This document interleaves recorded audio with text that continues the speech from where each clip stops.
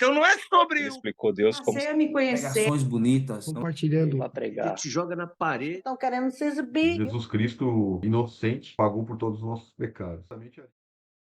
Bom dia, eu tô rica, Só eu seu tô sorriso rica. já disse que você tá milionária. O sorriso seu disse que você tá milionária. Rica é pouca Rapaz, coisa. não existe coisa melhor. Eu conheci na palavra que eu sou filha de Deus, sou herdeira do reino e co-herdeira de Cristo. Eu tô rica, eu sou milionária. Então, Eu sou a noiva de Cristo. E não é? também você clicar, né, que o anjo do Senhor mandou um outro anjo me dar um presente tão grande. Eu tenho que vencer com um sorriso lado a lado. Não vou dizer quem é, fique curioso e dá glória a Deus e abençoa. Ganhei um celular novo. Uhul, yeah. Ô, glória! Aí Ganhei, foi sim. o anjo do Senhor que mandou para mim. Parabéns. Deus Amém. abençoe. Glória a Amém. Deus. Deus é lindo. E eu Se só tenho você só que pode tudo naquele que te agradecer. fortalece, você quer mais o quê? Se você Pois pode é. tudo naquele que te fortalece, você quer mais o quê? É, depois que Jesus me abraçou, que Deus me abraçou, que me trouxe da lama, eu sou abençoada de tal maneira que eu fico assim, sabe, dizendo toda a vida gratidão, porque Deus é maravilhoso. E eu estou muito feliz, e Deus prepara. E quando eu penso que não, do nada acontece tudo na minha vida. Deus me agraciou tanto, que essa casa velha é suja. Deus me agraciou tanto que me deu um menino para trabalhar aqui. Ele pediu R$ 250 para pintar essa casa enorme e horrorosa, né? Mas é benção, é benção. Que ela é muito grande. Eu mostrei até a Ruth, né? E essa casa grande ele cobrou 250. Eu cheguei e falei assim, ô filho, por que tu não faz 200? Aí ele disse, tá bom, eu vou fazer 200. Gente, não existe isso para um dia de um pedreiro, de um ajudante. É muito caro aqui na Bahia. Caríssimo. Eu creio que aí também deve ser os olhos da cara. Mas, glória a Aqui está Deus, Deus me deu uma 350. presença tão grande. Aí tem um outro vão que vai ser extra, que eu vou pedir para ele limpar para mim. E eu sei que essa bênção é na minha vida, porque financeiramente falando, eu não teria condições de fazer um total como fiz. Foi quintal, foi tudo, foi pintado, só falta a parte do outro quintal para passar o cal. E é assim que Deus faz na vida da gente. Eu estou muito feliz, muito feliz. Glória a Deus.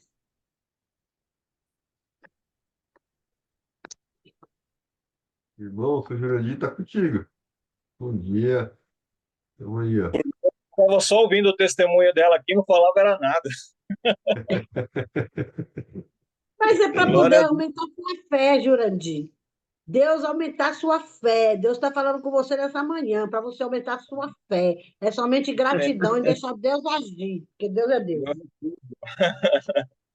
Agora, falando de milagres, né? Eu não sei exatamente qual foi o testemunho, né? O que o Mário contou para vocês, mas como co-herdeiro e participante aí, e tendo Então, acompanhado isso da fé dele, eu lembro de uma das coisas que a gente testemunhou, né? A gente tem muita história, né? Um do outro, a gente é muito irmanado, né? E ele estava na igreja uma vez e ele estava triste, rapaz, porque ele tinha um carro lá e o banco ia buscar o carro, porque ele não estava passando por uma situação difícil, ele não ia ter como pagar o carro, e ele trabalhava num município, né? A loja dele era no município, e ele morava em outro, né? O banco foi lá, buscou o carro, que ele não estava na condição de pagar, ele comprou um outro carro mais antigo, ficou com ele por muitos e que foi bênção, né? Que ele levou muita gente no carro. E esse carro tem muitas histórias, né? Uma vez a polícia prendeu o carro dele, depois descobriram quem prendeu e levaram, entregaram na porta da casa dele. Tem Não, umas histórias. isso é uma testemunha que eu vou contar aqui ainda, que ninguém vai, o pessoal vai ficar de orelha de pé. Deixa eu contar. Deixa que eu Deixa. conte. Eu morava de aluguel numa casa, num bairro nobre ali, aqui em Ribeirão, né? E um dia entrou um cara na loja dele lá, não tinha dinheiro nem para pagar o carro, cara. O banco pegou o carro dele e o cara quis dar uma propriedade para ele. Quantos metros tem lá, Mário? Mais de 10 mil, sei lá. Com um rio que passa dentro da propriedade, velho. falou pro cara, falou, mano, eu não tenho dinheiro para comprar uma propriedade. Não, não, quero vender para você, eu tenho que vender para você, é para você. E parcelou não sei quanto, pegou não sei quanto cheque dele na época. E se você olhar a propriedade dele lá hoje, né, e bênção de Deus e tal. Então, assim, quando Deus quer te abençoar, você nem quer a bênção, você tá falando assim, não, eu não posso, não quero, você tá dizendo que não. O cara, não, rapaz, eu trouxe aqui para você, rapaz, é para você. Então, assim, muito engraçado. E a forma como a casa foi construída lá também. Então, foi muito engraçado. Até material para o lugar errado mandaram para construir a casa dele lá. Então, Foi esse testemunho que eu contei ontem, Júlio, foi. Então, da não estamos, construção da chácara, né? não estamos mentindo, então. E aí você Rapaz, vê, rapaz, quer te abençoar, você está dizendo assim, não, não, não, não, não é para mim, é muito grande. Não, não, não, imagina, eu não. Mas segura que é tua, querido. Se Deus está dando, é teu. Então, parecendo a história do. mas, Tá vendo? Ele tá confirmando aí, ó.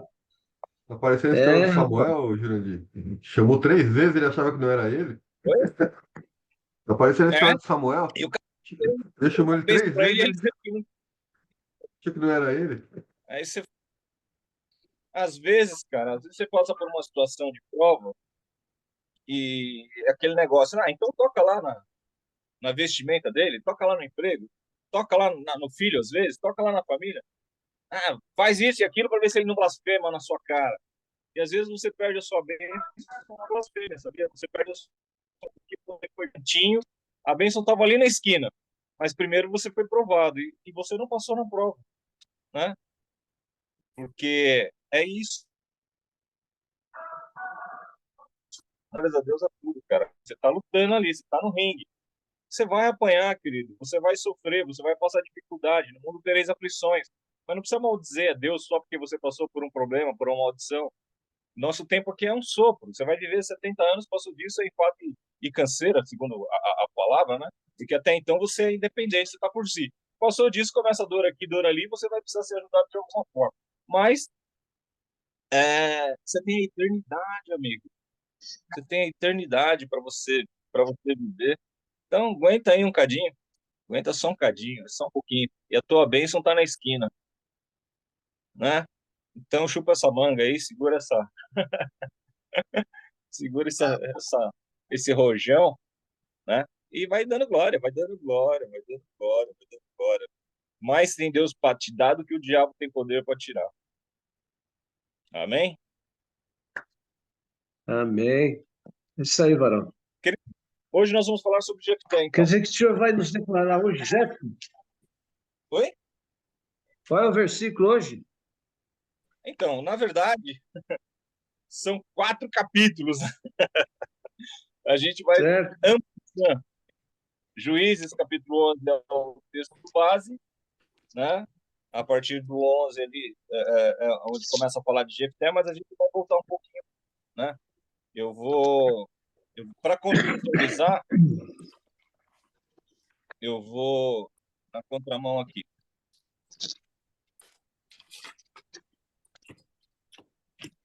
Para a leitura de vocês, tá? No futuro aí, né?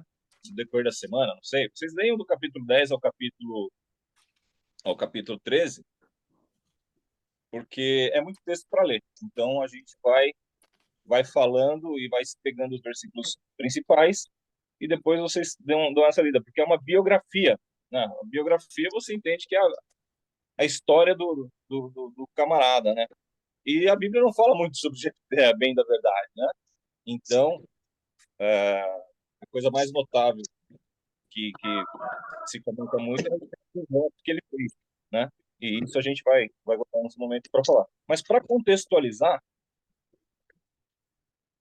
a gente vai a partir do capítulo 10, mas primeiro eu vou pedir para o Lucas orar para a gente, por favor. Amém. Olha, seu Jurandir, desculpa, antes de eu fazer a oração, não sei se eu te falei, mas eu lembro que o senhor, falando, as pessoas sempre perguntavam, né, a respeito do meu pai. Ele se batizou, Sim. né? Oh, glória. Tem uma semana e meia, mais ou menos. E vou te falar, tem outras pessoas para quem a gente passa parte dos vídeos, para quem a gente passa parte do que a gente vê aqui, com quem a gente compartilha, com quem a gente transborda, que pergunta: ah, não, como é que tá o pai do rapaz? Nós estamos orando, hein? Então saibam que tudo que vocês colocam aí, a gente pode, de corpo presente ou de corpo ausente, mas tem muita gente orando. Pois é, qualquer dia desse ele vai entrar aí para dar o testemunho dele. E se você ver, às vezes ele comenta no grupo aí, o nome dele ele tá como Moro. Ele botou Moro Abençoado, o nome dele. Aí, se Glória a você vê Deus. esse nome, é ele no grupo aí. Ele sempre assiste os vídeos aí, mas o horário é ruim para ele entrar. Então, glória a Deus, viu as orações aí de todos e obrigado pela sua preocupação também e pelas orações. Só para dizer que Amém. Deus é fiel e deu tudo certo.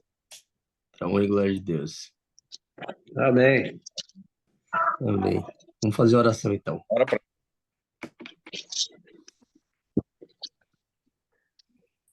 Senhor meu Deus, Pai amado e querido, Pai, te agradeço, Pai, por essa manhã maravilhosa, onde todos puderam se reunir aqui para ouvir um pouco mais da sua palavra, Senhor, um pouco mais das histórias que o Senhor deixou para nós, referências.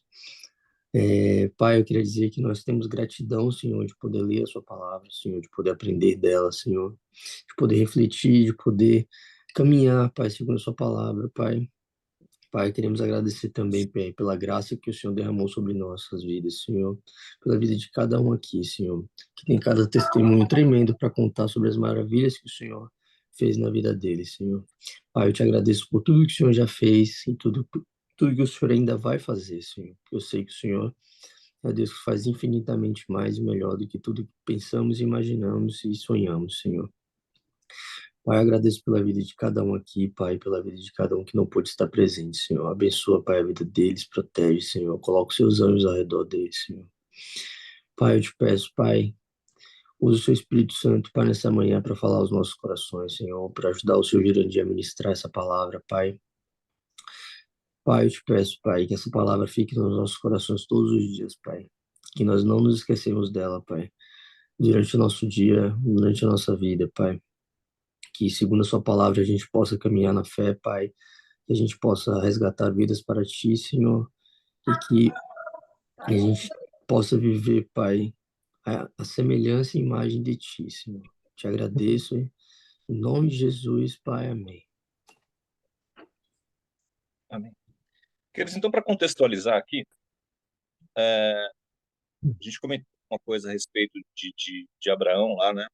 Uma outra oportunidade que a gente teve de falar. E botando em termos de cronologia, em termos de tempo, né? Abraão teria sido chamado por Deus, ou o pai dele, na verdade, né? Depois ele acabou assumindo, né, a responsabilidade pela família, mas ali pelo ano de 1900. Antes de Cristo, 1900 anos antes, Abraão teria sido chamado para que Deus levantasse dele uma nação. Depois de Abraão, ele foi tendo as suas descendências e vieram o que a gente chama dos patriarcas, né? Que foi ali até José, os filhos de Jacó e tal, que deu ali pelo ano de 1700, mais ou menos. Provavelmente foi quando José ali estava pelo Egito, quando ele estava ali de segundo em Faraó, e que ele veio falecer. Aí veio Moisés, ali pelo ano de 1400, entre 1300 mais ou menos, tirou o povo que era escravo do Egito, levou para a Terra Prometida, atravessou o deserto, ficou 40 anos rodando. Então, quando o pessoal entrou na terra de Canaã, toda uma geração morreu no deserto, entrou Josué, entrou Caleb, da antiga família ali, da antiga geração, e eles tiveram que tomar posse da terra. Então, tomar posse da terra, entenda-se guerrear, porque ninguém ia dar nada para eles de graça, ninguém ia dar nada para eles que não fosse com esforço. E durante a caminhada do povo no deserto, eles tiveram que passar pela propriedade onde já tinha gente, né? De repente, a propriedade era grande ali, né? Não tinha gente habitando, era desértico, mas ele teria que passar e alguns davam permissão e outros não. Quando não davam, eles tinham que dar uma volta para poder chegar nos lugares. Então, lá no deserto eles tinham o tabernáculo, que era um templo provisório, né? Eles montavam lá uma tenda, montavam uma barraca, tinha lá o altar, ofereciam sacrifícios e tal. E quando chegou na Terra Prometida, esse altar foi colocado numa terra, né? Ele foi colocado numa região ali de Siloé, e as outras tribos ficaram distribuídas, né? Então, os levitas foram distribuídos pelas tribos, eles tinham herança, não tinham herança de uma terra única, mas ficou um pouco em cada tribo. E a ideia é que quando alguém precisasse de alguma coisa, os levitas interagissem ali, né? Buscassem Deus, tal, porque não tinha um templo, né? Não tinha uma igreja e tal. E cada povo ficou espalhado, então. Não tinha mais uma liderança como foi a de Moisés no deserto, como foi a de Josué, né? Cada um ali, a pessoa mais velha da família, porque a cultura asiática é muito assim, é muito pautada na pessoa mais velha, né? Na pessoa mais velha que manda na casa, seria aquele que direcionaria as coisas do dia a dia, na condição civil. E, mais especificamente, os levitas fariam ali o meio de campo nas coisas espirituais. Então, em tese, né, de uma forma geral, seria isso aí. Então, imagina que na terra que eles tomaram conta, a maior parte, né, e o que estava prometida ficava tipo assim, do lado esquerdo de um rio, né, o Rio Jordão, ficava do lado esquerdo. Mas quando eles entraram na terra, parte das 12 tribos, 13 tribos, falaram assim: rapaz, aqui essa região que nós estamos antes de atravessar o rio é boa para o gado. Se vocês não se importarem, a gente ajuda vocês a tomarem lá a terra do lado esquerdo do rio, mas a gente quer ficar da margem do lado direito. Falou, beleza, se vocês forem lá e ajudarem a gente, depois vocês voltam. Depois isso foi feito. Então, uma parte ficou do lado esquerdo do rio e uma outra parte do lado direito, à margem ali do rio Jordão. Aí, quando essas tribos foram colocadas, né, cada uma ficou na sua região, cada um cuidava da sua vida, e não havia um governo central. Quando havia uma ameaça, quando havia algo que uma tribo só não daria conta, né, eles tentavam se juntar, porque eram parentes, né, eles tentavam se juntar ali para lutar contra essa dificuldade. Então, tinha ali outros reinos, outros povos que habitavam na região e estavam ali sempre um interessado no que era do outro. E quando havia essas contendas, eles precisavam de alguém que desse uma orientação, de alguém que conseguisse unir uma liderança, né, para poder guiar o povo. E aí, de forma temporária, se levantavam homens que eram escolhidos lá, às vezes direcionados por Deus, às vezes direcionados pela escolha do povo ali mesmo, que eram juízes. Então, ali nas 12 tribos de Israel, elas distribuídas dentro daquela terra, da terra prometida, dentro de Canaã, poderiam haver mais de um juiz governando ou dando influência no povo simultaneamente. Então, um estava numa região, o outro estava no outro, às vezes até se conheciam, às vezes até passavam, e eram autoridades reconhecidas pelo povo, no caso, para exercer poderio militar, direção militar, e muitas vezes dar conselhos também para o povo, não religiosamente, porque religiosamente quem fazia isso eram os levitas. Não sei se vocês já tinham, né, essa visão panorâmica, mas era dessa forma que acontecia. Então, vocês têm algum questionamento até aqui? Tranquilo? Tem alguma dúvida? De boa. Beleza. Aí o que acontece? Moisés escreveu o Pentateuco, né? Ele escreveu lá de Gênesis a Deuteronômio. Josué escreveu lá o livro de Josué, né? Na época dele e tal. E o tempo de Juízes estava sendo escrito aqui. Então, nessa época aqui, alguém, né, um cronista, ia escrevendo parte da história de Israel à medida que os juízes iam passando, né? Então, nessa época aqui, era mais ou menos ali 1.300 anos antes de Cristo, né? E o governo, então, ele era exercido de forma temporária por alguns homens que eram escolhidos para exercer o poderio militar.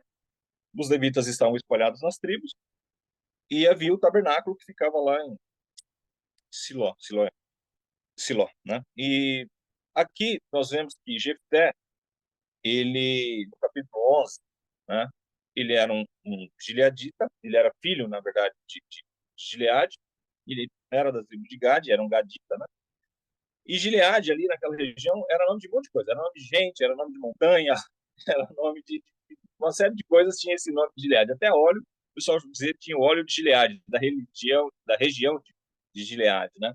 Então era um nome comum que não era só o nome de pessoa, né? E diz que Jefté, ele era filho, né? O pai dele era Gileade. E Gileade teve um relacionamento extraconjugal. Ele se envolveu com uma prostituta e desse relacionamento nasceu Gileade. Ele reconheceu o filho, trouxe o filho para a convivência da sua família, mas ele não era bem quisto pelos seus irmãos. Ele não era bem quisto ali pela família legal, pela família tradicional ali de Gileade. Quando os irmãos foram ficando mais velhos, eles cresceram, eles exerceram a autoridade e o poder que eles tinham e tiraram o irmão do meio da família e falaram assim: você não vai herdar com a gente porque você não é filho da nossa mãe. Você é filho do nosso pai, mas para nós você é uma vergonha. Você é a prova de que o nosso pai traiu a nossa mãe, você é uma prova de que você é um bastardo. Né? Essa palavra, hoje, ela tá, nem se usa mais, né? E caiu em desuso, até porque, né?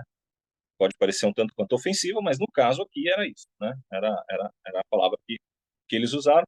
E aí, então, Jefté, ele foi expulso do meio daquela sua família. Só que o que acontece? Jefté, ele era um cara que ele devia ter uma boa presença e ele era um cara muito valente. Ele se reconhecia nele uma pessoa boa de briga, uma pessoa de autoridade, uma pessoa que exercia liderança. Então, no versículo 1 aí, Mário, você deve ler para a gente, no capítulo 11.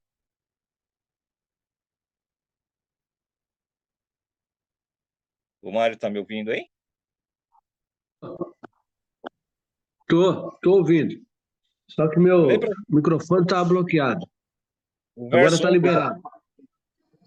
Então, venha. Ora, Jefté, o gileadita, era um homem poderoso e valente. E ele era filho de uma prostituta. O Gileade gerou Jefté. E a mulher de Gileade deu-lhe à luz filhos.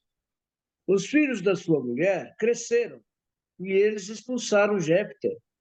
E lhe disseram: tu não herdarás a casa do nosso pai, pois tu és filho de uma mulher estranha. Até aí, Então Jefté, Mário, até aí, por favor. Então, tá, ele era um homem aqui, certo? Ele reconhecidamente era uma pessoa que é, exercia até uma certa influência ali no meio. As pessoas olhavam para ele e falavam assim: pô, o cara não é fraco, não.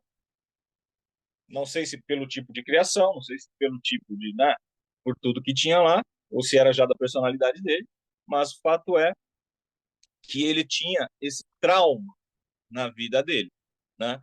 E aí, né, se isso fosse um sermão, né, nesse ponto, o pregador diria, né, não sei qual é a sua origem, não sei qual é a sua descendência, não sei se qual que era o problema que você ocorreu lá na sua infância, se é alcoolismo, se você não conheceu seu pai, se você tem muitos irmãos, mas Deus tem algo na sua vida, né? Deus pode fazer algo de extraordinário, Deus pode fazer algo de lindo aí, né?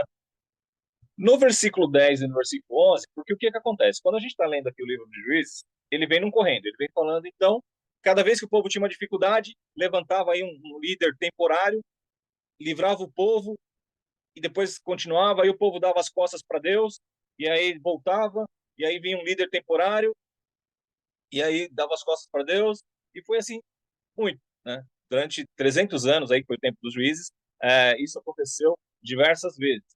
Então, vamos ler aqui só o capítulo 10.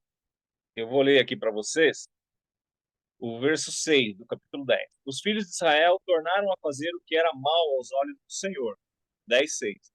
E adoraram os Balins, Astarotes, deuses da Síria, os de Sidom, de Moabe, os filhos de Amon e dos filisteus. Eles abandonaram ao Senhor e deixaram de adorá-lo. Então a ira do Senhor se acendeu contra Israel e ele os entregou nas mãos dos filisteus e nas mãos dos filhos de Amon, os quais nesse mesmo ano esmagaram e oprimiram os filhos de Israel. Durante 18 anos oprimiram todos os filhos de Israel, que estavam do outro lado do Jordão, na terra dos amorreus, que está em Gileade. Então, onde lá estava Jefté, eles estavam sendo oprimidos já pelos filisteus, pelos amonitas e pelo povo que está naquela região, porque eles haviam deixado Deus, eles haviam deixado o Deus Todo-Poderoso que os tirou da terra do Egito.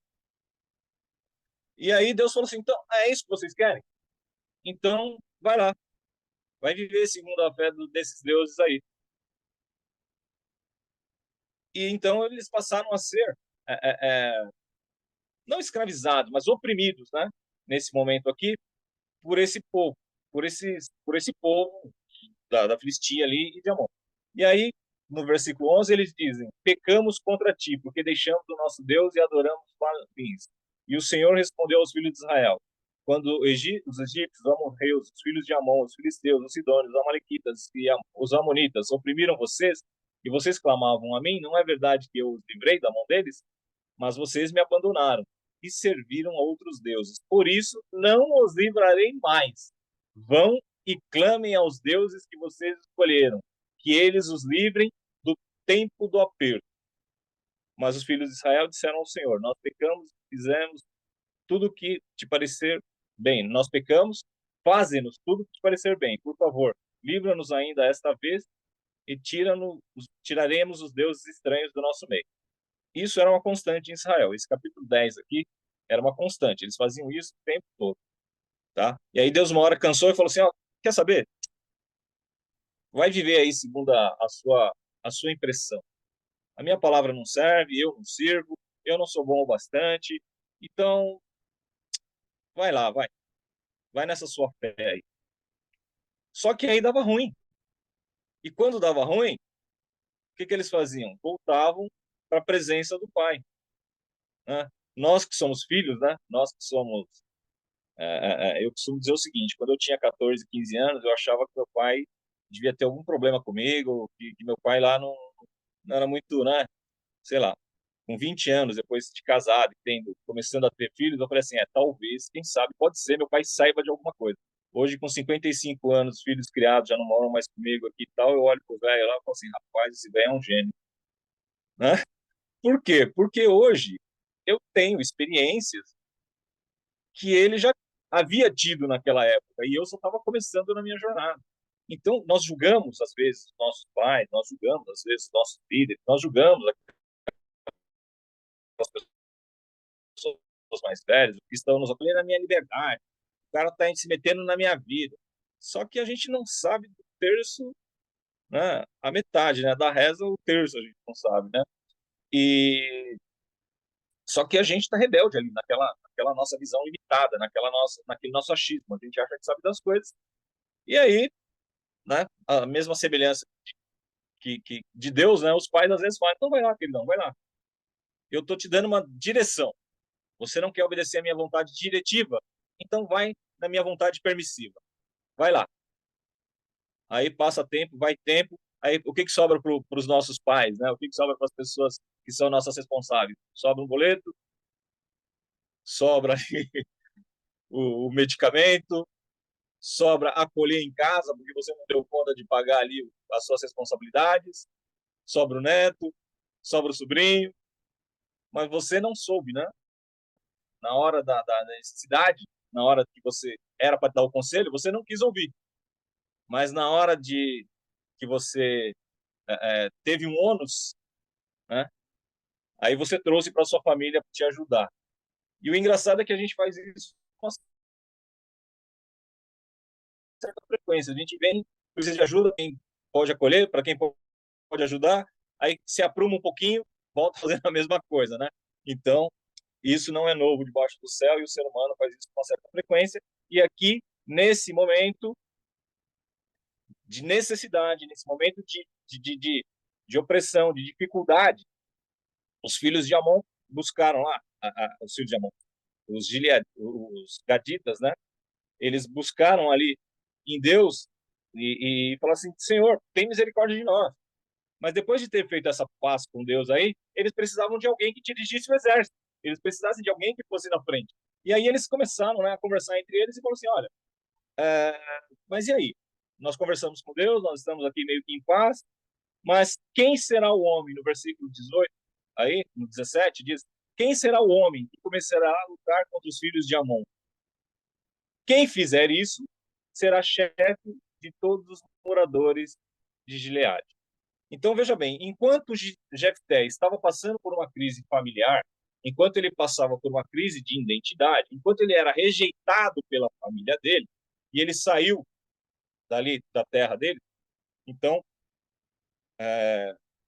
do jeito que a tribo estava distribuída, tinha ali a tribo de Gade, né, que era um dos filhos de Jacó, e tinha lá a tribo de Manassés, que estava também distribuída numa outra terra. Então, ele ficava andando por ali, fora da casa dos pais dele, fora da casa dos irmãos dele, passeando ali pelas outras tribos.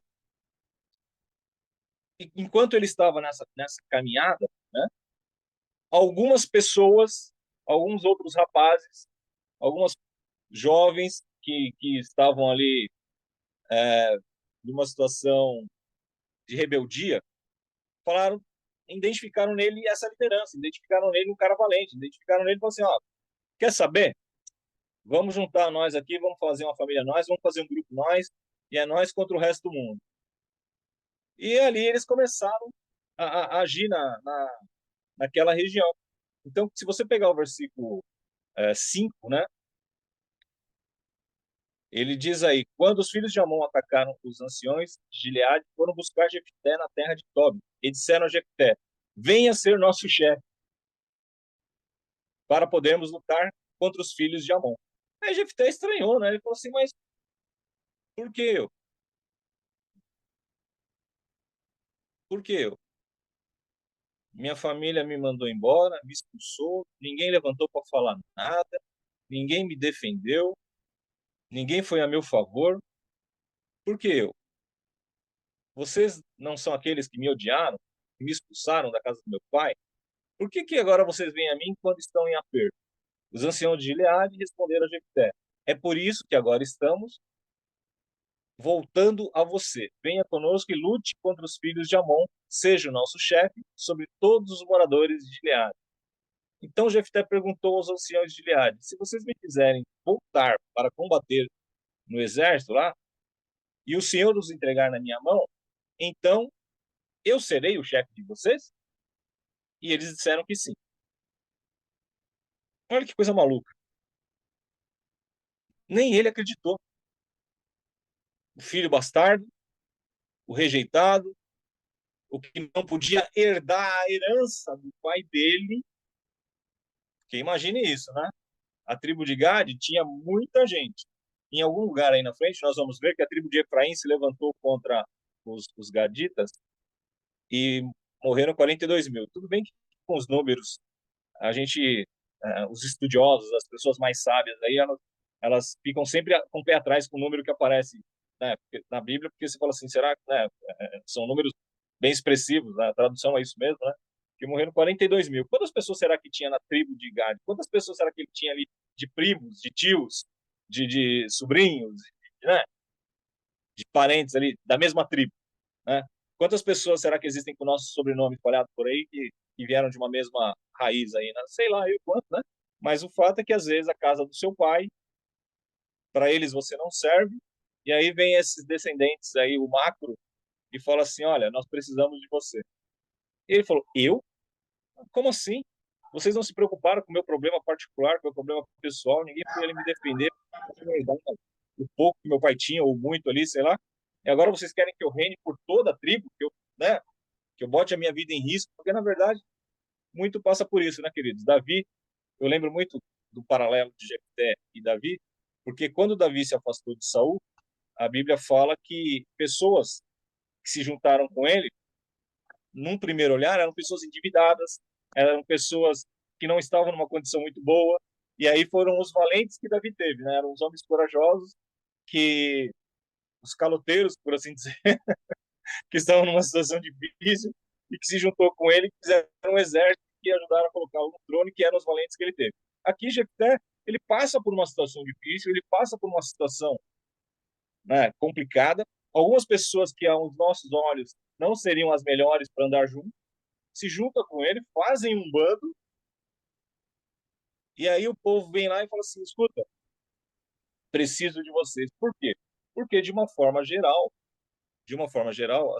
a população, de uma forma geral, elas são de agricultores, elas são de ferreiros, elas são ali de pessoas que não estão ligadas a essa coisa belicosa de luta, de exército, de coragem, de habilidade, de enfrentar.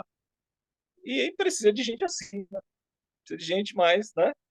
Que Deus possa usar nessa direção, e provavelmente foi por isso que eles foram, né? Porque Gideão, entre todos os que eles olharam, falou assim: olha, essa peleja é muito perigosa, ninguém quer botar a corda no pescoço, ninguém quer se arriscar. E Davi e o gigante Golias, né? Fala assim: o Davizinho era tão pequenininho, tinha lá um exército, mas ninguém quis enfrentar o gigante, né? Ninguém, só Davi que quis ir, nem o próprio Saul quis, né? Então, existem situações que você é o menor da casa do seu pai, mas é você que de repente Deus quer usar, né? Então, às É vezes a por isso que não gente podemos pergunta, né? desprezar ninguém. O engenheiro, não podemos desprezar ninguém, Não se exatamente. E pode nem nós desprezar. darmos, né, Mário? Nem nós. Então, esse camarada aqui estava na condição do Mário lá, né? Cara, mas por que você quer me dar essa terra aí? Passa um rio dentro da propriedade, tem 4 nascentes, tem quantos metros quadrados, Mário? 7.000 metros.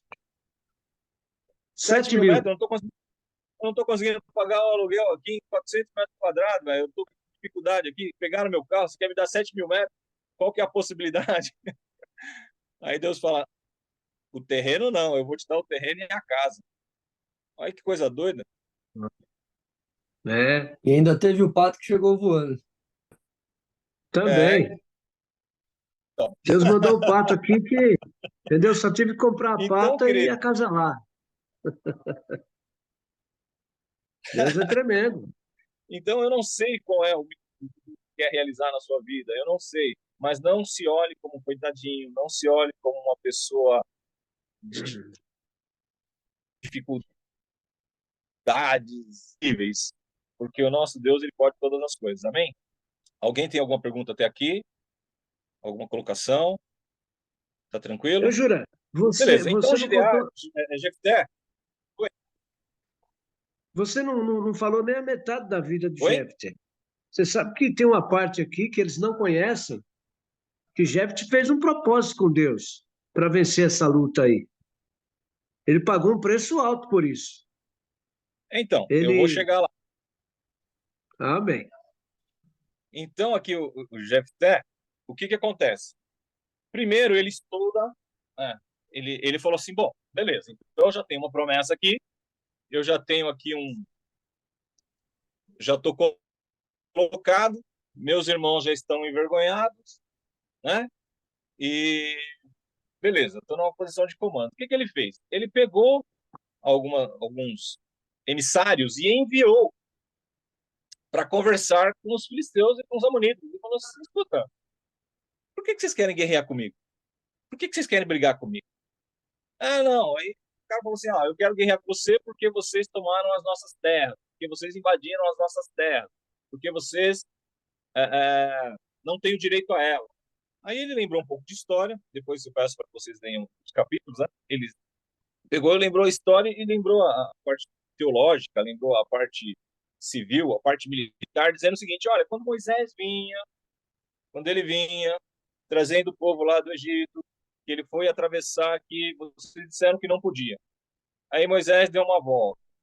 Aí vocês foram enfrentar Moisés porque ele era um povo que não tinha terra, vocês acharam que era fácil e aí vocês perderam a guerra.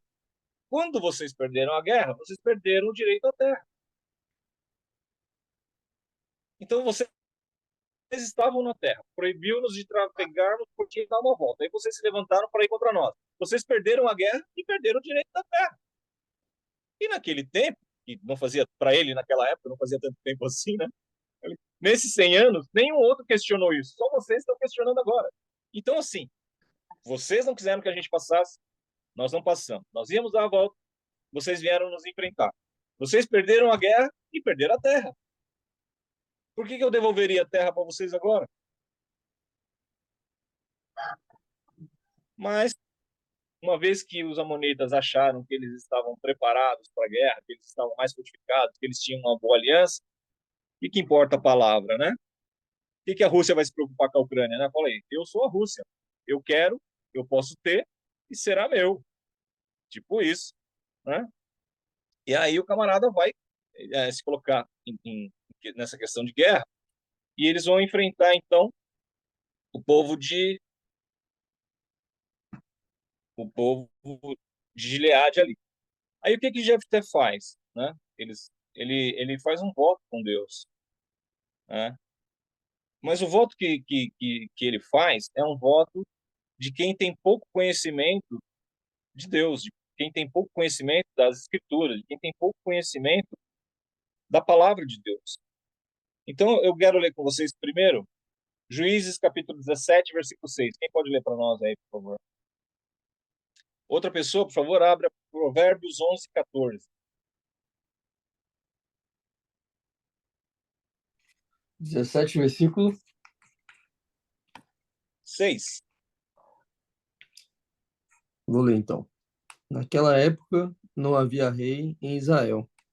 Cada um fazia o que lhe parecia certo. Provérbios 11, 14. Não havendo direção, cai o povo, mas na multidão de conselheiros há segurança. Beleza, então, primeiro esses dois versículos.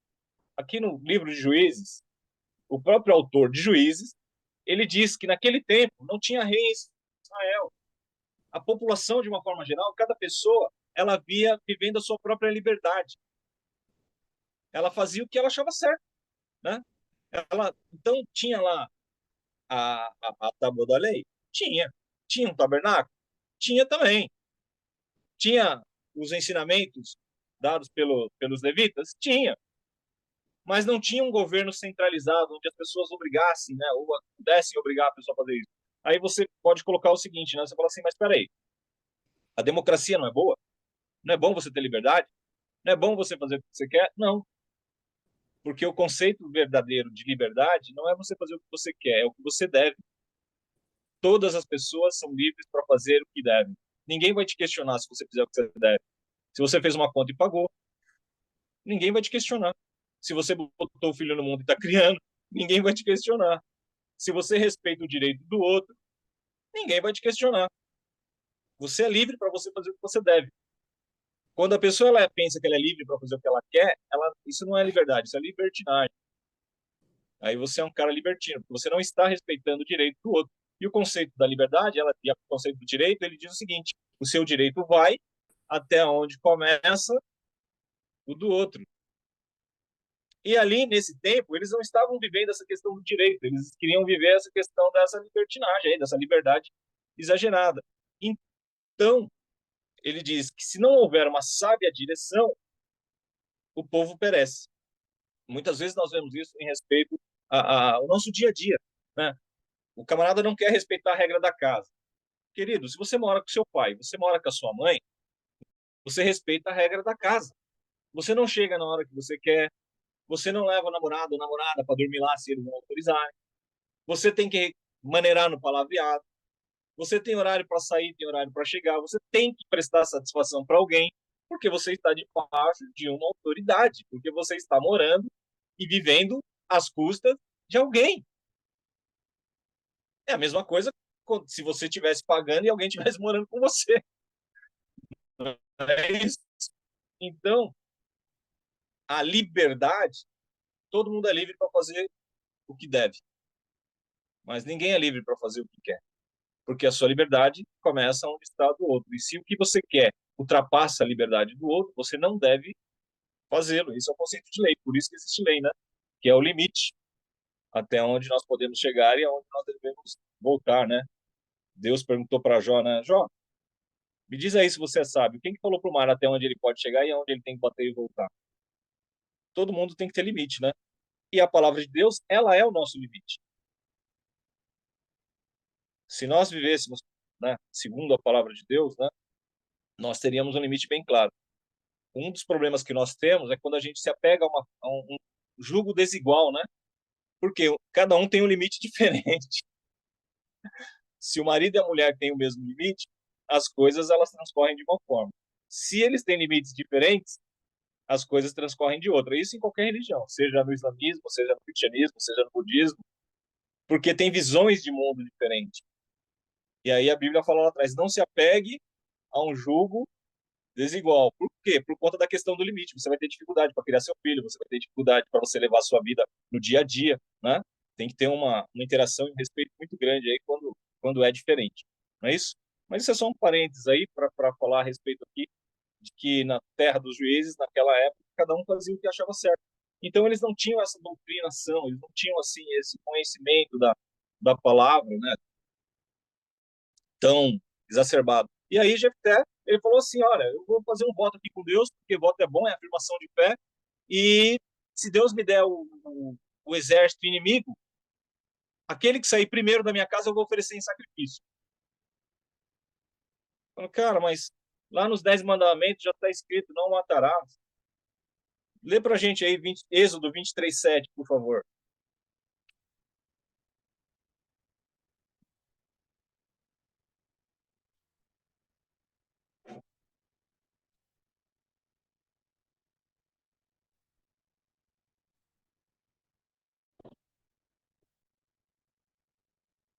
Êxodo 23:7. Falsa acusação te afastarás. Não matarás o inocente e o justo, porque não justificarei o ímpio. Então, assim, não matarás. Não matarás. Aí o camarada vai e faz um voto de que aquele que sair primeiro da minha casa eu ofereço sacrifício, eu ofereço em holocausto.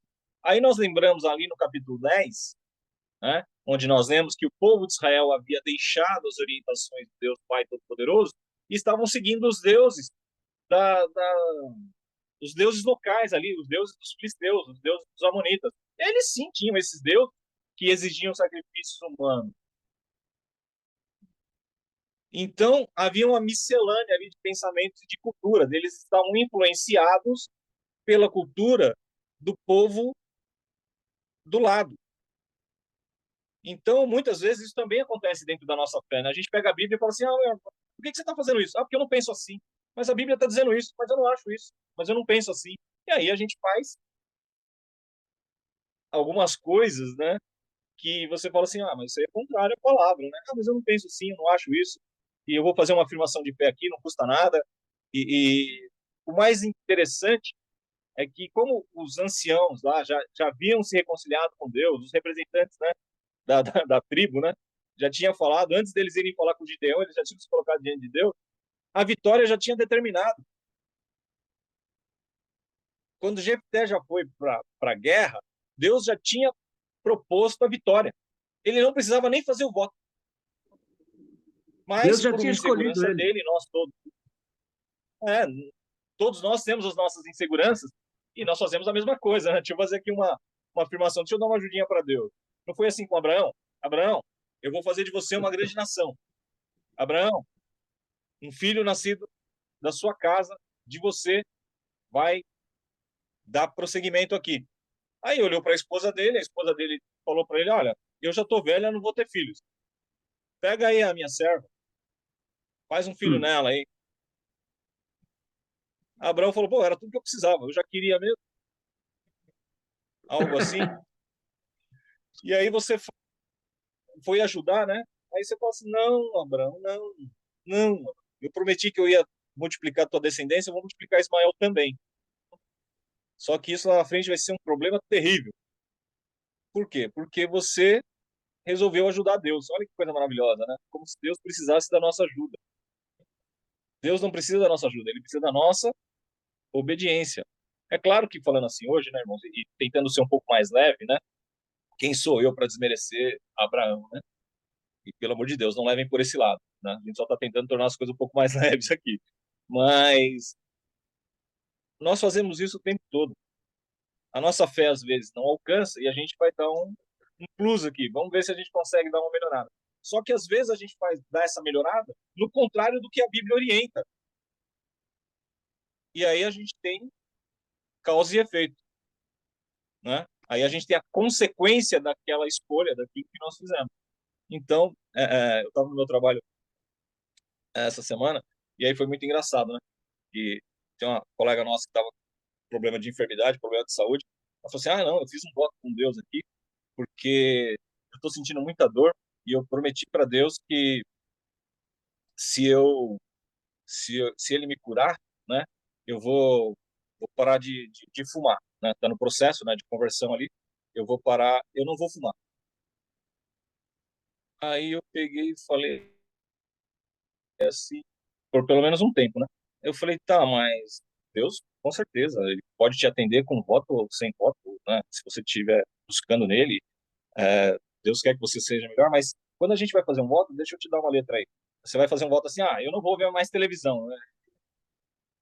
Eu sou viciado em televisão, televisão não é bom, e eu vou fazer um voto. Mas quando você faz um voto, você tem que voltar isso para as coisas de Deus. Então você fala assim, eu não verei televisão, mas eu também não vou jogar bola. Não vou estar indo no cinema, não vou estar indo no teatro. Eu vou guardar esse tempo do que eu não vou estar fazendo e vou ler a Bíblia. Eu vou tirar esse tempo do que eu não vou estar fazendo e eu vou estar intercedendo, vou estar orando. Eu vou tirar esse tempo do que eu não estou fazendo e eu vou fazer uma visita. Entende? Ela tem que estar vinculada com a sua espiritualidade. Porque assim, eu estou com dor. Então eu faço voto para parar de fumar. Mas só você está sendo beneficiado. Qual é a vantagem do outro lado? O que acontece de bom para o outro lado? Né? Então, Davi disse isso. Cara, eu não posso oferecer um sacrifício para Deus que não me custe nada. Né? E ele tem que reverter para as coisas de Deus. Então, eu vou fazer um voto. Ó, eu sou viciado em televisão. Eu não consigo sair da frente da televisão. Senhor, eu quero parar de ver televisão. Beleza, eu vou parar de ver televisão. E se eu parar de ver televisão, eu prometo que eu vou, sei lá, fazer alguma outra coisa. Mas que beneficia você mesmo? Não. Não, eu vou para a igreja durante o horário que eu ia ver televisão aqui. Eu vou orar, eu vou consagrar. Entende o que eu quero dizer? Você tem que voltar esse esforço e esse tempo. Ó, o dinheiro que eu ia gastar com cigarro, eu vou estar separando de oferta para levar para tua casa. Beleza, mas ele deve voltar, né, para alguma coisa que seja um fim proveitoso para o reino, não só para você. É isso que eu quero dizer e não sei se ficou tão claro assim. E aí, quando a pessoa sai de dentro de casa, quem foi que saiu de dentro da casa de Jefté? Foi a filha dele. E aí ele chorou, ele se lamentou, ele se lamuriou, contou para ela que ele tinha ficado muito triste com aquilo, que ele não, jamais esperaria que quem ia sair da casa seria a filha dele. Falou, ah, então matar outra pessoa, tudo bem. Se fosse um empregado, se fosse, né? Algumas pessoas dizem até que se fosse um animal também serviria, né? Eu não acho brecha para isso, mas dizem também, né? Tem essa interpretação. Mas o fato é que saiu a filha dele, e ele conversou com ela, e ela pediu 2 meses aí para ela chorar, porque ela era uma pessoa jovem, que ia perder a vida toda dela, ia perder a virgindade dela, ia perder a mocidade, ia perder a oportunidade de ser mãe, enfim. E ele deu esse tempo para ela. Algumas pessoas dizem que ela foi consagrada a algum tipo de templo, e que ele de fato não a matou, mas o texto não dá abertura para isso, é a interpretação que alguns fazem. Mas a grande maioria, os fundamentalistas, dizem que realmente ele a matou. Ele a entregou como sacrifício. Um sacrifício que não foi pedido e que nem era necessário. Foi um voto que ele fez, que é triste dizer isso, mas por falta de outra palavra e outras pessoas usam, então eu vou tomar emprestado um voto de tolo. E quantas vezes nós não fazemos votos de tolo também, né? Não com a vida de alguém, mas nós oferecemos sacrifícios que você fala assim, pô, né? Não tinha necessidade disso, né? Ah, mas e se ele não entregasse? Ia acontecer alguma coisa? Pô, cara, não sei, não, né? Talvez sim, talvez não, mas não foi um sacrifício que Deus pediu. A Bíblia diz que quando você fizer um voto, você não é obrigado a votar, mas se você votar, cumpre, né? Esse texto Tem que existe, né? cumprir. Você não votou? É, Você cumpre, né? Mas quando o seu voto contraria a própria palavra de Deus, é um voto tolo, eu não sei até que ponto isso vale e não tenho sabedoria para explanar e para dar opinião nesse nível, entendeu? Mas o que eu digo aqui é que esse foi um voto que não havia necessidade de ser feito, porque a promessa da vitória já era dada, não tinha necessidade de ser feito, porque ele já havia sido escolhido para essa vitória, não havia necessidade de ser feito, porque contrariava os preceitos da palavra do próprio Deus.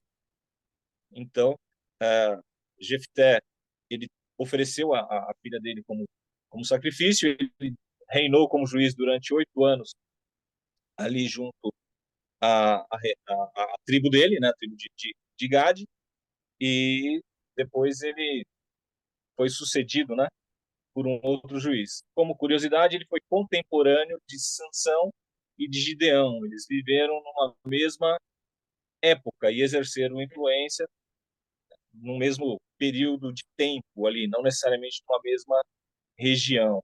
E os juízes, eles tinham sim esse comportamento controverso. Sansão, se alguém for falar sobre a biografia de Sansão, vocês vão ver que eles também tiveram um comportamento controverso. Então, só para fechar, Jefté era filho de um relacionamento extraconjugal.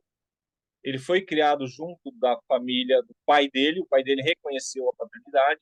Quando os irmãos dele cresceram, expulsaram ele da terra dele. Ele foi viver em uma outra terra. Ele foi viver com outras pessoas. Ali ele formou um bando. As pessoas viam nele uma liderança, viam nele que ele era um cara valente.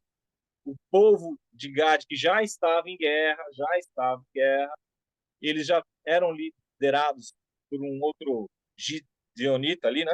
E o povo de Gideão precisava de um líder para o exército. Eles não acharam ninguém ali no meio de onde eles estavam que se enquadrasse nessa questão de conhecimento militar, de perfil militar.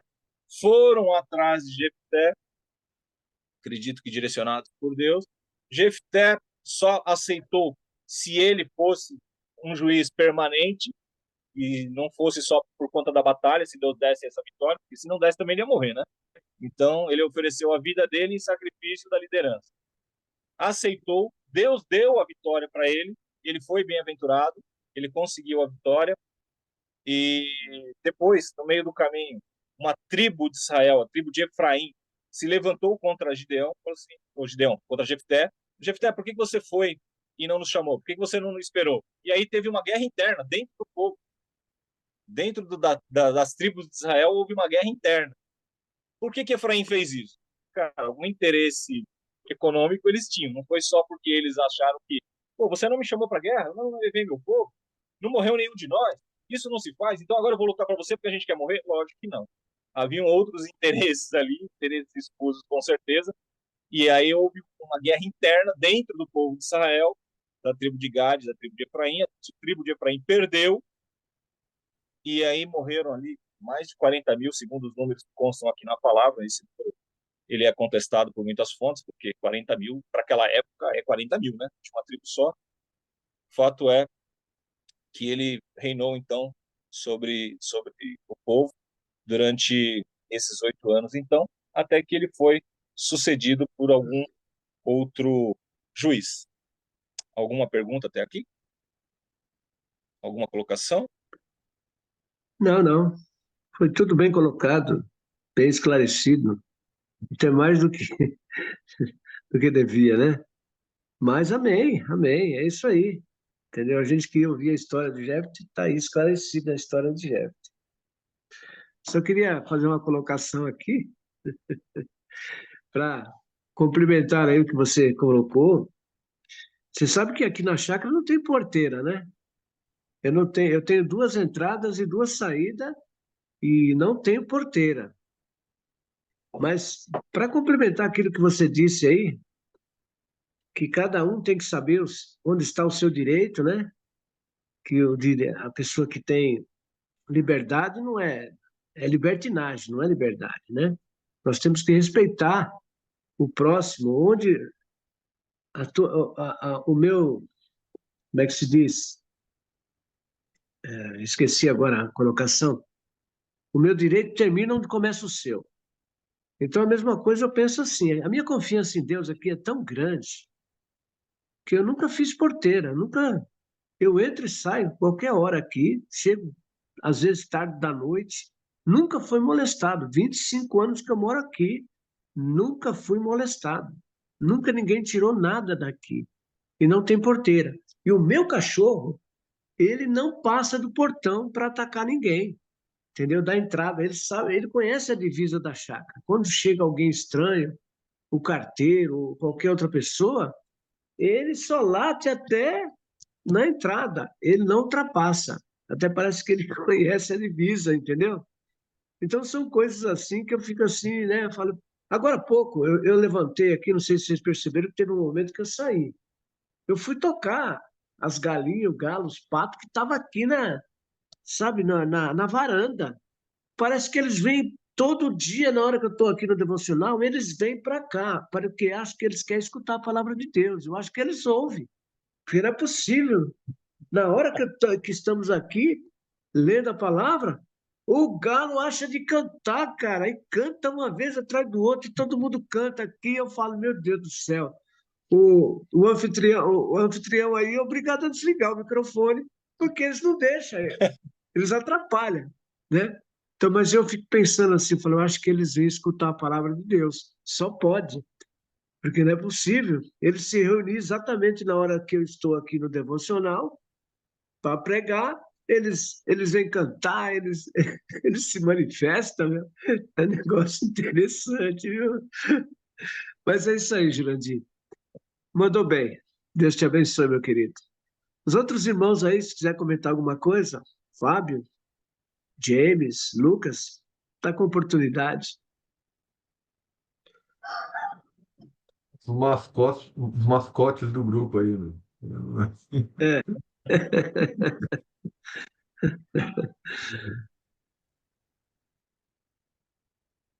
É maravilhoso aí que vocês colocaram hoje aí, a palavra que o Jurandir trouxe.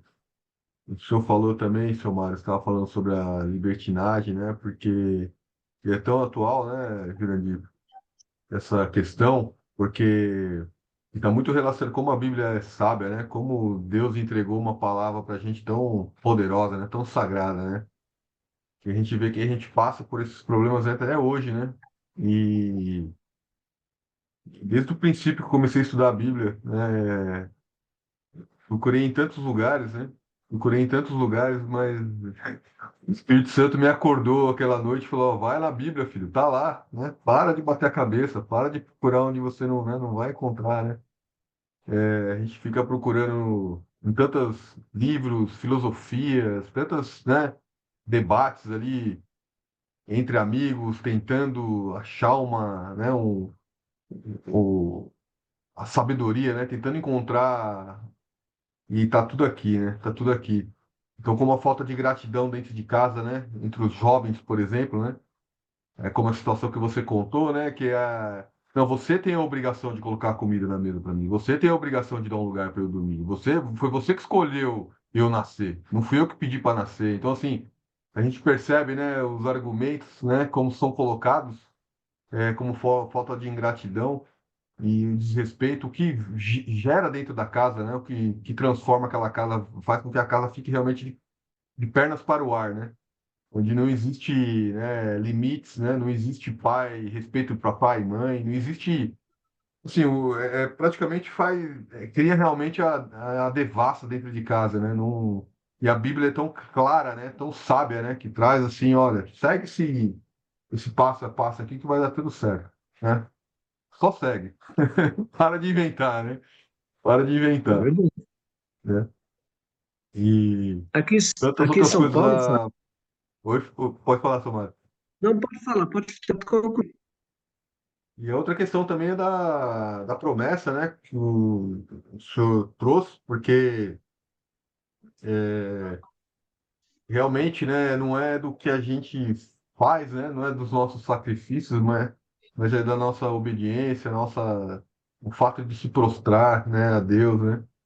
E essa palavra de hoje foi muito importante, porque principalmente para mim, né? Eu acho que para muitos outros também que são novos na caminhada, né?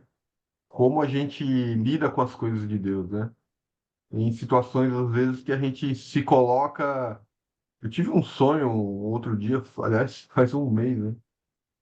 E diante desse sonho, durante esse sonho, eu fui me colocado numa situação onde eu teria que prometer a Deus, sabe?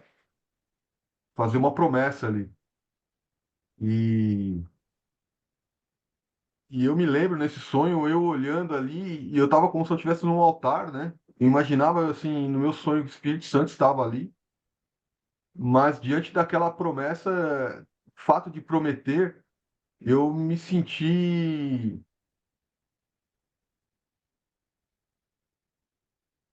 eu me senti, digamos assim, Dever? não dever, mas eu me senti talvez muito pequeno, sabe? No sentido de prometer algo para Deus que talvez eu não pudesse ser capaz de cumprir, sabe? E, e eu me senti muito pequeno, sabe? Muito pequeno, porque seria para mim talvez um desafio muito grande eu querer prometer para Deus algo que eu pudesse perder a minha graça, perder, né, o respeito, né? Então eu acordei daquele dia atordoado. Eu acordei, sim, será que eu falei com Deus porque eu não consegui prometer, né? Não consegui dizer sim? Será que... E aquilo ali e foi engraçado porque durante aquela noite, acho que eu até falei aqui no devocional, né? Deus me revelou umas coisas assim. Eu acordei, era 1 hora da manhã e escrevi um parto assim, como se fosse Cristo, né? Espírito Santo falando comigo mesmo ali, sabe? Mas diante disso tudo, ainda aconteceu essa questão da promessa aí que eu não, eu até hoje eu e hoje o Sr. Jurandir veio trazer essa palavra, né? E bom, enfim, muito sábio, muito sabedoria, né? Porque eu me senti muito mal durante aquele período ali, do fato de não ter conseguido ter coragem de falar para Deus, sim, eu prometo que eu vou fazer. E aí até mesmo me questionei, será que esse sonho, será que essa promessa, será que esse evento realmente foi Deus que me colocou ali? Será que foi o Espírito Santo que me colocou naquela situação? Ou foi uma armadilha, sabe, do inimigo para que eu caísse numa cilada? Enfim, mais reflexão em cima disso aí. O que eu posso Mas é dizer na isso aí, Fábio. certeza é o seguinte: Deus não mesmo. Se contraria a palavra, é só dizer não. Se não contraria todo o contexto geral da palavra, entendeu? Se é algo que vai trazer um fim proveitoso, não contrariando a palavra, então busca uma confirmação, porque o nosso Deus ele é um Deus de confirmação, né?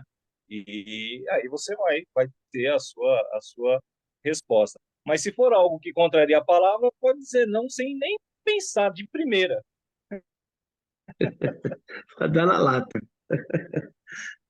Não era algo que É, contrariava a palavra, sabe? Era algo que estava alinhado com a palavra, mas algo que talvez humanamente fosse impossível de eu garantir que eu fosse cumprir, sabe? sim. Então, eu coloquei na mão de Deus, porque eu pedi misericórdia para Ele, peço até hoje, né? Tenho o intuito eu acho que como todos nós aqui, seguir né, as vontades de Deus, né? Com humildade, né? Mas eu acho que seria muita soberba da minha parte falar, não, isso aqui, ha, eu não vou falhar nunca, sabe? Mas aqui a Mas intenção do coração é essa, né? Olha, Fábio, Deus é Deus Deus de já fez o sacrifício por nós, Deus já pagou o preço, tá? A gente não precisa fazer coisas impossíveis ou coisas difíceis que venham nos causar, sabe, prejuízo ou sei lá. Nós temos que confiar em Deus, saber que Deus já pagou o preço por mim, por você, por todos nós, entendeu? E a gente só tem que ter fé e acreditar e estar sempre otimista porque ele já venceu a batalha por nós. Nós somos mais que vencedores em Cristo Jesus. Temos problemas, temos dificuldades, temos lutas, temos provas, mas Deus é conosco. Não vamos fazer nada que venha mexer com o nosso ego interior, entendeu? Que nem você aí, quase não dorme de noite, ficou preocupadíssimo. Não, Deus é misericordioso, Fábio. Ele nos ama, entendeu? E ele nos compreende. Antes de você ir pensar, ele já sabia. E e ele isso, se revela de Deus não ficou claro agora e por ele vai voltar, né? Com Samuel ele falou 3 vezes, né? Senhor, eis-me é, aqui. Entendeu? Foi lá e ó, da próxima vez que chamar, você fala aí, ó, Senhor, fala que o teu servo ouve. É assim, né?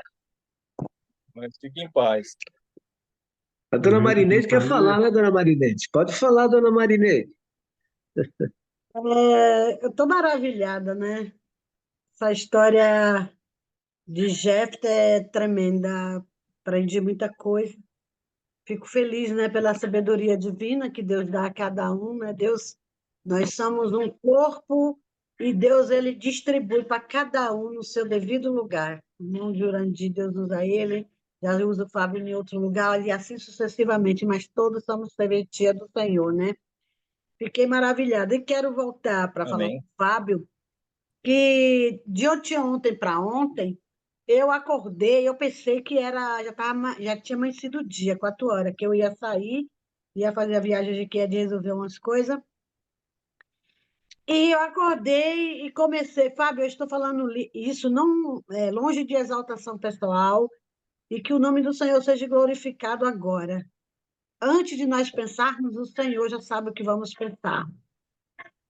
Deus, ele não coloca nada sobre a nossa mão e que a gente peso, ou seja, que a gente não possa carregá-lo.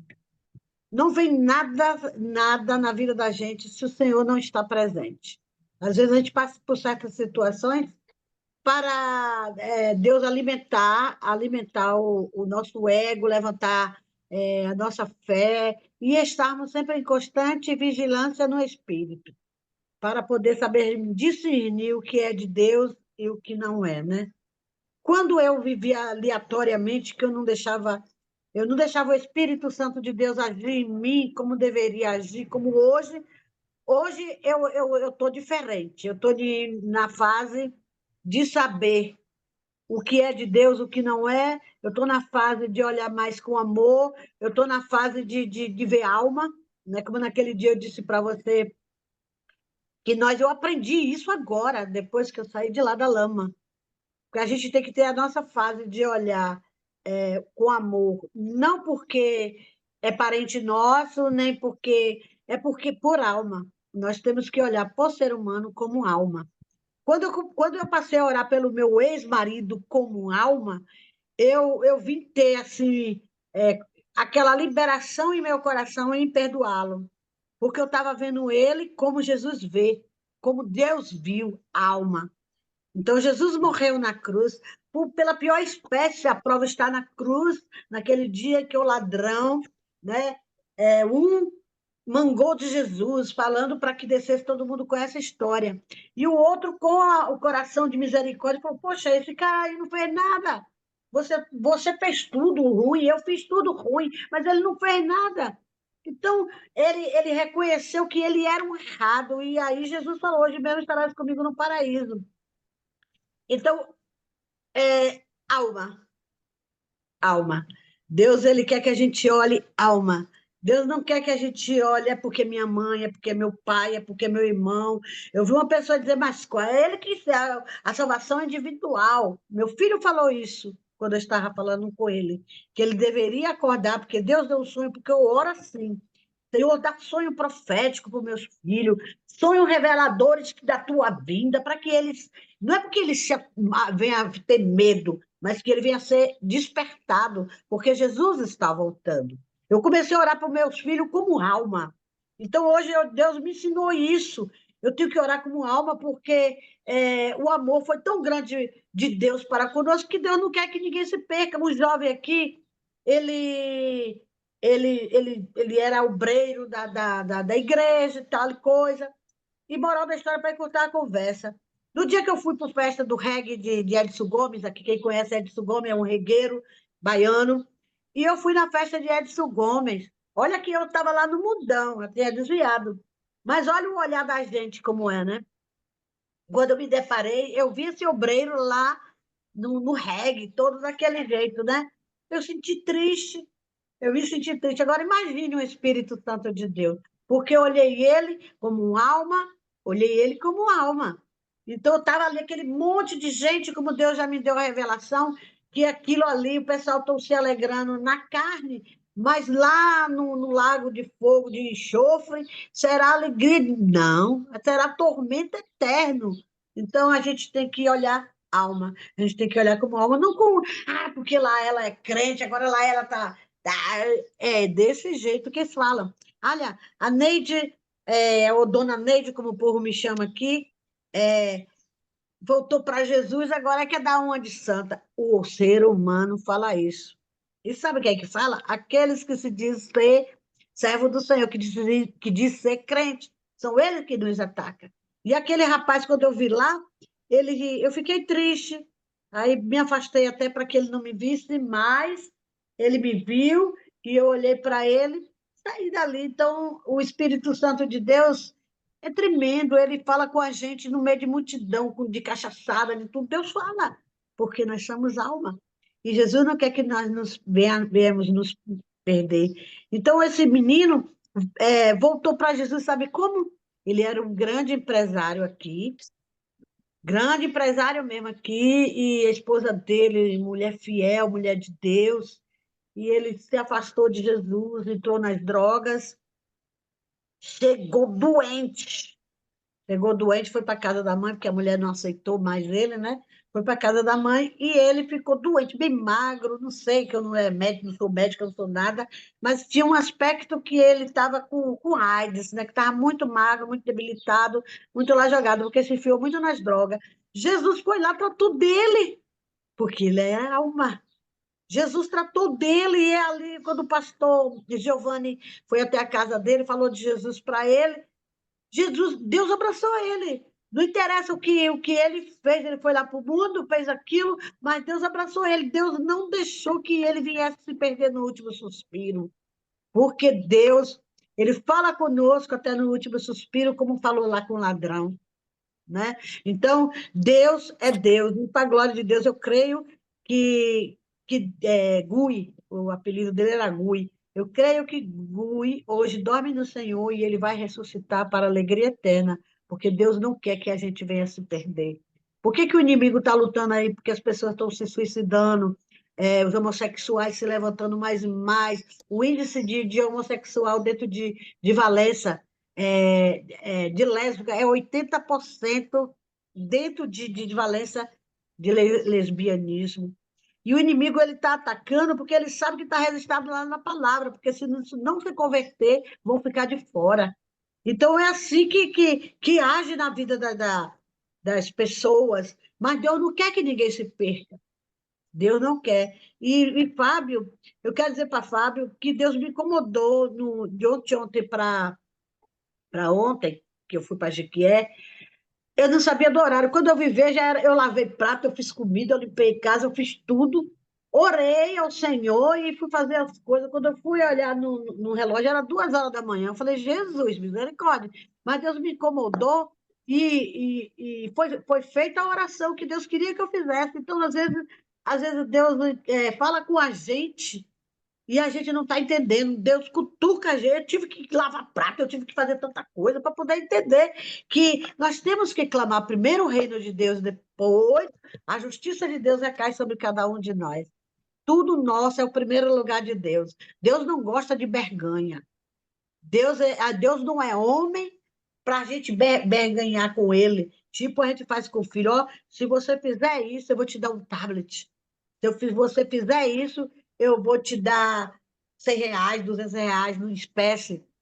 Então, Deus não é Deus de barganha. Então, Deus ele coloca na vida da gente, desperta a gente para poder a gente ser abençoado, seremos abençoados. E a gente agora se coloca na presença de Deus e deixa Deus agir. Eu estou sendo tão abençoado. Olha o filho pródigo, quando voltou para a casa de seu pai, ele ganhou um anel decente, acho que era um anel tão lindo, decente, recebeu, e o outro irmão ficou com ciúme. Ah, eu que estou aqui, que te ajudo, que estou colado contigo. Pensa que não tem gente falando aí, por que ela está sendo abençoada, sendo que eu estou aqui direto? Tem gente que é desse jeito, por causa do ciúme, a inveja que cola. Então, vamos nos colocar na presença de Deus para nós conseguirmos vencer e deixar na mão de Deus.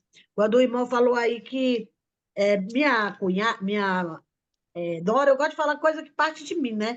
Minha nora chegou e falou que o computador dela queimou. E ela ia perder tudo dela, porque o computador queimou. Ela chegou e falou com Deus. Deus, ela contou isso para mim. Se tu, ela fez um secreto com Deus, não deixar meu computador queimar, ela ia parar de beber, ela ia ficar 1 ano sem beber. Ela fez essa proposta com Deus e pronto, minha nora não bebia mais. Eita, não bebia mais. E quando chegou com 1 ano certinho, quando ela acabou de fazer esse propósito com Deus, que ela ligou o computador, de boa, porque já tinha dado pane, tinha apagado tudo. E aí, para a glória de Deus, porque Deus ele não é Deus de vergonha. Mas se você promete, cumpra. Se você não puder cumprir, é melhor que você não prometa, porque Deus ele quer um coração sincero que venha prometer e cumprir. Mas se não pode cumprir, eu mesmo não prometo nada a Deus, porque eu fico da dispensação de Deus. Porque se eu não cumprir, Deus ele vai cobrar de mim, né? Então, vamos mais e mais, né, nos colocar para poder aprendermos de Deus. Minha nora ficou um ano sem beber, né? Mas voltou bebendo o dobro agora. Ela pagou um ano sem beber, mas voltou dobrando. Ela acho que um ano que ela ficou sem beber. Ela disse: agora eu vou beber todas as Heineken da vida de outras. Está repreendido, em nome de Jesus. Mas ela vai voltar, porque Jesus, eu já falei isso para ela, tudo fez uma promessa com Deus de não beber por causa de um mero computador, de umas meras. Ela era diretora da escola, ela não podia perder, né? Então, por que não se sacrificar ao Senhor e se dar totalmente a Ele para Ele agir nas nossas vidas? Eu vou mandar esse vídeo para ela. Eu acho que ela vai amar ouvir isso. E Deus é lindo, Deus nos ama, nós somos alma. Vamos orar uns pelos outros como alma. E Deus te abençoe sempre, Fábio. O que Deus me deu em oração, o que Deus colocou na minha mão, foi vocês na minha vida para orar. E o Fábio, em especial, ele está na minha oração. Em nome de. Não estou dizendo que vocês não estão, não, viu? Todos vocês também estão na minha oração. Mas o Fábio é meu filho agora da oração. E eu sou responsável pela vida de Fábio aqui nessa terra, para orar, interceder por ele, porque o Fábio é do coração de Deus. A família Laé é uma família do coração de Deus. E o que eu devo fazer é clamar pela família Laé, para a família Laé se correr para os braços do Pai para passar pela porta estreita. Ô, Fábio, eu te amo, meu filho. Deus te abençoe. Eu amo vocês todos, mas o Fábio é meu filhinho. É da idade do meu filho aí, ó. Amém. Aleluia. Obrigado pelo carinho. Obrigado pelas palavras aí. Amém. Amém. Amém. Amanhã a gente tem um irmão novo aí, o Leandro, que nunca veio aqui no Devocional, ele vai trazer amanhã pra gente. Acho que quem que ele vai trazer amanhã? Abraão, é isso? Deixa eu ver aqui. Mas enfim, vamos ter um irmão novo aí para trazer a palavra pra gente. E seu Jurandir, maravilhoso hoje. Vendemos muito. Para mim, sempre, né? Bom, qualquer um que fala aqui, mas em especial aí vocês mais velhos aí, Dona Marinês, seu Jurandir, seu Mário. É só graça, é só aprendizado, sabedoria. Né? Peço a Deus que um dia que a gente poder ficar um pouquinho mais velho, a gente possa chegar aos pés de vocês aí. Tamanha sabedoria aí. Amanhã, Chegará melhor, porque a palavra de Deus se renova, né? E aí Deus vai Com usando né? Não, irmão Jurandir? nossa oração Foi. também. amanhã Como? é Noé. Amanhã a gente tem Ah, Noé. Vai ser Amém. Noé. graça. É ceia na minha igreja, eu tenho que me preparar para ir para a igreja, então amanhã eu só vou ouvir. Amém, amados? Amém. Eu, Podemos orar? eu amanhã, desculpa só um pouquinho. Possa ser que eu não esteja no devocional amanhã, porque a gente vai para a igreja, vai ter uma consagração amanhã, né? Que é a festa da nossa igreja encerra a festa amanhã. 35 anos de existência no entroncamento de Jaguaquara, que é a Igreja do Evangelho Quadrangular. Aí amanhã nós vamos ter a consagração pela manhã e se estende até 10 horas, das 6 até as 10 horas. Aí, dependendo do fogo descendo lá para a gente se alegrar no Senhor, aí eu não vou poder estar. Se eu orar, eu vou jejuar, né? E vou orar, aí Deus me abalar para mim vir para cá para o devocional, eu venho. Eu quero ser útil no reino. Amém. Amém. Quem ora aí para encerrar hoje? Posso orar? Pode? Senhor Deus Pai Todo-Poderoso, no nome do Senhor Jesus Cristo, que vive e reina para sempre, quero agradecer esses momentos em que estivemos aqui, Senhor amado, falando da Tua palavra, ouvindo a Tua palavra, trocando experiências com os amados queridos irmãos. Que, ó Pai querido, o que foi tratado aqui possa ser multiplicado e possa, Senhor amado, ser bênção na vida daqueles, Senhor amado, que o Senhor puder alcançar.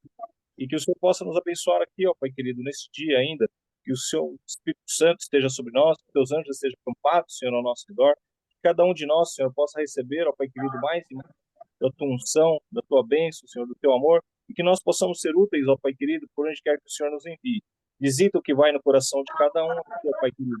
Cada um tem os nossos sonhos, cada um de nós temos as nossas aflições, cada um de nós temos as nossas dificuldades, que muitas vezes não transparece, Senhor amado, o que nós não falamos, mas que o Senhor possa visitar o nosso íntimo, ó Deus. Que o Senhor possa quebrar, ó Pai querido e santo, as cadeias que nos prendem. Que o Senhor possa fluir em nós, ó Senhor, o teu Santo Espírito, e que nós sejamos instrumentos de Deus para a glória do teu nome. É em nome de Jesus que eu oro e agradeço ao Senhor. Amém e amém.